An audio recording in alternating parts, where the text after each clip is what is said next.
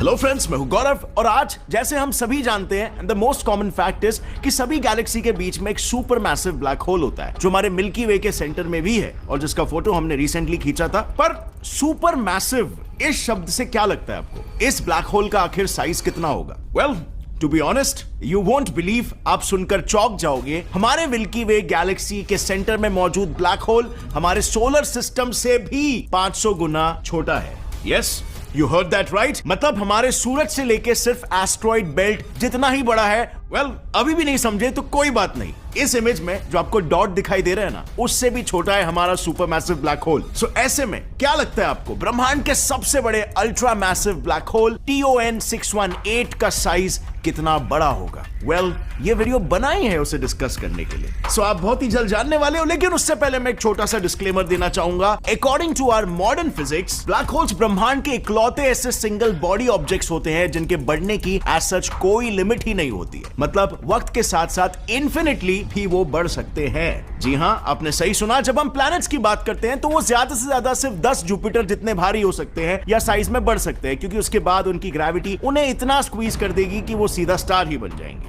सो एक लिमिट के बाद हर प्लैनेट एक स्टार बन जाता है। लेकिन एक स्टार की क्या लिमिट है? वेल, उसकी भी एक लिमिट होती है कॉल्ड द एडिंगटन लिमिट। इस लिमिट के अनुसार स्टार्स भी ज्यादा से ज्यादा 250 से 300 सूरज जितने ही भारी हो सकते हैं, जिसके बाद वो भी अपनी खुद की ग्रेविटी में ही कोलैप्स हो जाते हैं और बनता है आइदर न्यूट्रॉन स्टार या फिर ब्लैक होल। अब न्यूट्रॉन स्टार्स के बारे में हम ऑलरेडी पिछले वीडियोस में डिस्कस कर चुके हैं कि उनकी भी एक एक्सपायरी डेट होती है। फ्यूल खत्म तो मतलब लाइफ भी खत्म। पर ब्लैक होल्स के केस में ऐसा नहीं होता है। As I said earlier, it truly has no limit. वो जितना चाहे आकार में और मास में बढ़ सकते हैं और करंट मॉडर्न साइंस इसे फिलहाल प्रूव भी कर रहा है। हमारी करंट अंडरस्टैंडिंग ब्लैक होल्स की क्लियरली कहती है कि अब तक का सबसे बड़ा ब्लैक होल अपने पूरे साइज तक नहीं पहुंच पाया है बिकॉज ऑफ टाइम, क्योंकि ब्रह्मांड को पैदा होकर उतना टाइम ही नहीं मिला कि वो आसपास की सारी चीजों को वो ब्लैक होल सोख सके और अपने साइज में एक मॉन्स्टर बन सके। यानी टेक्निकली उस पर एज सच अभी तक कोई फिजिकल लिमिट नहीं है या हम उसका पता अभी तक नहीं लगा पाए हैं। और ये भी क्लियर है कि यूनिवर्स उस लिमिट तक तो डेफिनेटली नहीं पहुंचा है। ब्लैक होल्स के साइज इंक्रीज के केस में सिर्फ एक ही लिमिट है जो नजर आता है, वो है टाइम। अगर उसे और ज्यादा टाइम मिला तो TON 618 आज जितना बड़ा है उससे भी बड़ा हो सकता है, 10 गुना, 100 गुना, 1000 गुना भी। बट यहां पर एक इंटरेस्टिंग फैक्ट सामने आती है। अगर हम लॉजिकली देखें तो ब्लैक होल्स हमेशा वक्त के साथ बड़े होते रहते हैं ना। आज की तारीख में जो सबसे बड़े ब्लैक होल्स है वो सबसे पुराने ब्लैक होल्स भी है। तो क्या इसका मतलब ये है कि हमें छोटे ब्लैक होल्स को खोजने के लिए वक्त में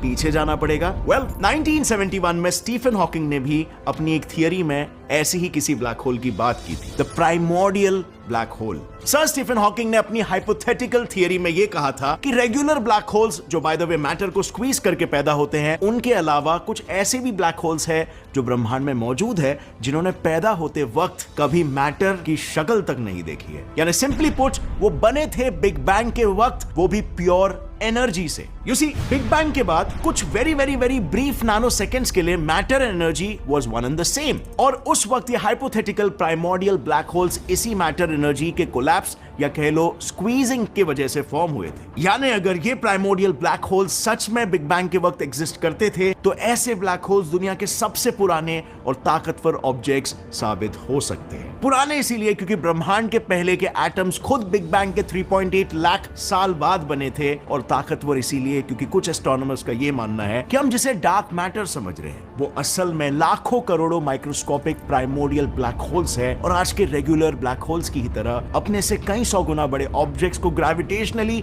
इन्फ्लुएंस करने की कैपेबिलिटी रखते हैं। And this is an interesting perspective to look at dark matter. क्या आपको लगता है कि डार्क मैटर यही है? वेल, कमेंट्स में अपना जवाब जरूर लिखना। बट बिलीव मी, एक मामूली से प्रोटॉन के साइज जितना छोटा ब्लैक होल भी किसी माउंट एवरेस्ट जितना भारी हो सकता है, और एक 25 पैसे के कॉइन जितना बड़ा ब्लैक होल पृथ्वी जितनी ग्रेविटी पैदा करके चांद को अपने इर्द गिर्द रिवॉल्व करवा सकता है। Interesting right? Mesmerising I would say. पर जैसे कि मैंने पहले कहा था, ये सिर्फ एक हाइपोथेसिस है जिसे जेम्स वेब हो या हबल कोई प्रैक्टिकली अभी तक प्रूव नहीं कर पाया। जिन ब्लैक होल्स की मौजूदगी को हम आज की तारीख में प्रूव कर पाए हैं वो है stellar black holes, super massive black holes और अल्ट्रा मैसिव ब्लैक होल्स। अगर हम स्टेलर ब्लैक होल्स की बात करें तो firstly as their name says वो एक स्टेलर एक्सप्लोजन या सिंपली किसी स्टार के फूटने से बनते हैं। मीनिंग कुछ भी करके बस किसी स्टार को उनके लिमिट के पार स्क्वीज कर दो एंड बूम, बन गया आपका stellar black hole. And I know stars का फेट इतना भी सिंपल नहीं होता है। स्टार्स की अंतिम घड़ी में पॉसिबिलिटी होती है कि वो न्यूट्रॉन स्टार भी बन सकते हैं, पर आइदर वे मंजर यहां भी कुछ कम खौफनाक नहीं होता। आई मीन अब तक जो सबसे छोटे स्टेलर ब्लैक होल्स हमें दिखे हैं उनका साइज महज 17.2 किलोमीटर ही है। मीनिंग अकेले न्यू दिल्ली सिटी में ऐसे 3 ब्लैक होल समा जाएंगे, और ये इतना सा ब्लैक होल हमारे सन से 24 गुना बड़े रेड जायंट स्टार V723 मॉन को अपने अराउंड घुमाता है। वेल, है ना चौंकाने वाली बात, इतना छोटा सा ब्लैक होल जो साइज में इतना छोटा है, इतने बड़े स्टार को कंट्रोल कर रहा है। वेल, लेकिन ये तो शुरुआत है। अब तक मैंने इनके सबसे बड़े सदस्य को, इनके ग्रुप के, उससे आपको तो मिलवाया ही नहीं। इनसे मिलिए। ये है M33X7, the largest known stellar black hole in the universe. ये भाई साहब खाने में मांसाहारी भोजन पसंद करते हैं, क्योंकि खुद सिर्फ 92 किलोमीटर चौड़े होने के बावजूद भी ये करंटली करीबन 70 सन्स इतने भारी ब्लू जायंट स्टार को बिट बाय बिट अपने अंदर खींच रहे हैं। Interesting, right? वेल, एक्चुअली इससे भी ज्यादा इंटरेस्टिंग ये है कि इनकी डिस्कवरी ऐसे हुई कि रिसेंटली जब हमारे साइंटिस्टों ने देखा कि बगल की ट्रायंगुलम गैलेक्सी में करीब 5 लाख सूरज जितनी ब्राइट लाइट एमिट हो रही है, और ये देखकर उनके अंदर की क्यूरियोसिटी मानो 7वें आसमान पे पहुंच गई। और उसके बाद जो हुआ उसे देखकर मानो सभी की आंखें खुली की खुली रह गई। उन्होंने ऑब्जर्व किया कि ये ब्राइट लाइट तो उस फ्रिक्शन एंड देयरफॉर हीट से पैदा हो रही है जो किसी भी स्टार के लिए किसी ब्लैक होल में एब्जॉर्ब होते वक्त पैदा होती है। इनफैक्ट ऐसे ही violent events eventually black holes को और भी बड़ा बनाते जाते हैं, जब तक वो एटलीस्ट अराउंड 150 सोलर मैसेस जितने भारी ना हो जाए। जी हाँ, this is the limit, but सबकी नहीं, बस सिर्फ स्टेलर ब्लैक होल्स की। इससे मैसिव स्टेलर ब्लैक होल्स अब तक डिटेक्ट नहीं हो पाए हैं, क्योंकि इससे बड़े ब्लैक होल्स फिर सीधा मिलियन सोलर मैसेस की कैटेगरी में आ जाते हैं। और क्या आपको रीजन पता है कि ब्रह्मांड में ऐसी एनोमली क्यों है? Well, common sense. ये स्टेलर ब्लैक होल्स तो स्टार्स के कोलैप्स होने से बनते हैं ना, और यहाँ तो उन स्टार्स की खुद की साइज पर एडिंगटन लिमिट्स है। हेंस स्टेलर ब्लैक होल्स की साइज भी लिमिटेड ही होगी। अगर बड़े स्टेलर ब्लैक होल्स चाहिए तो हमें फिर एक बार हाइपोथेटिकल कॉन्सेप्ट की मदद लेनी पड़ेगी, लाइक द क्वाजी स्टार्स। सूरज से मिलियन टाइम्स भारी सुपरमैसिव ब्लैक होल्स की एग्जिस्टेंस को जस्टिफाई करने के लिए एस्ट्रोनॉमर्स ने एक थियरी प्रपोज की थी। इस थियरी के अनुसार ब्रह्मांड के शुरुआती समय में जब मैटर काफी डेंस था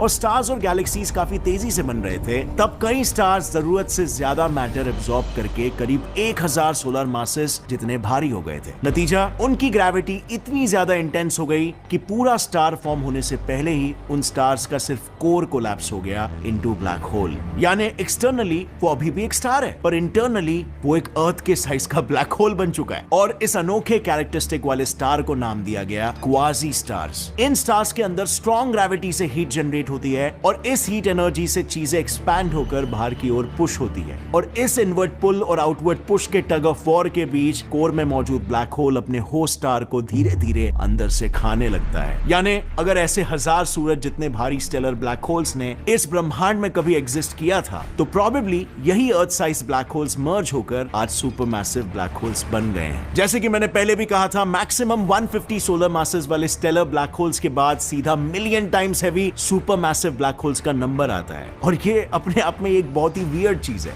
इनफैक्ट हमारे मिल्की वे का सैजिटेरियस से खुद करीब 4 मिलियन सोलर मासेस जितना भारी है, और शायद यही वजह है कि ऐसे सुपरमैसिव ब्लैक होल्स गैलेक्सीज को सेंटर से पकड़ के रखते हैं। अब आई नो ये आप सभी मानते आए हो, बट ये कॉन्सेप्ट गलत है। अनलाइक आवर सोलर सिस्टम, जहां हमारा सूरज पूरे सोलर सिस्टम का 99.86% मास होल्ड करता है, वही सैजिटेरियस से पूरे मिल्की वे का सिर्फ 0.001% मास ही होल्ड करता है। सो क्लियरली वो ब्लैक होल्स तो नहीं है जो गैलेक्सी को स्टेबल रख रहे हैं। और is it? Well, recently dark matter पर मैंने जितने वीडियोस बनाए, मैंने हमेशा उनमें कहा था इट इज डार्क मैटर जो गैलेक्सी को इंटैक्ट और शेप में होल्ड करके रखता है। और हमने कुछ देर पहले ही बात की थी प्राइमोर्डियल ब्लैक होल्स की, कि वो डार्क मैटर हो सकते हैं। So yes, hypothetically we can say कि ब्लैक होल्स ही हमारे गैलेक्सी को होल्ड करके रखते हैं, but it is not that one supermassive black hole at the centre. And now friends, finally आ जाते हैं उस पार्ट पर जिसके लिए आप सभी बेसब्री से रुके हुए हो, the ultra massive black holes. Currently पृथ्वी से ऑलमोस्ट 3.5 बिलियन लाइट ईयर्स दूर